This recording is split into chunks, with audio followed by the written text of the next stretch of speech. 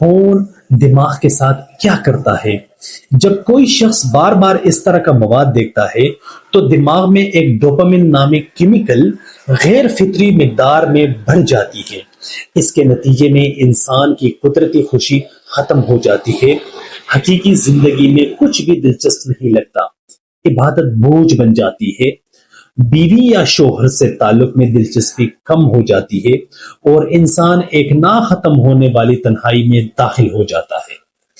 دماغ کا نظام اس طرح بگڑ جاتا ہے جیسے نشے کے عادی افراد کا ہوتا ہے۔ یہ لت انسان کو احساس گناہ میں مبتلا کر کے مزید گہرائی میں دھکیل دیتی ہے۔ لیکن یاد رکھے، نجات ممکن ہے، یہ پہلا قدم ہے، شرمندگی نہیں، شعور۔ اپنے دل سے کہے، میں بیمار نہیں ہوں، زخمی ہوں، اور ہر زخم کا علاج ہوتا ہے۔ جب آپ یہ تسلیم کرتے ہیں کہ آپ کو مدد چاہیے تو یقین جانیں آپ آدھی جنگ جیت لیتے ہیں۔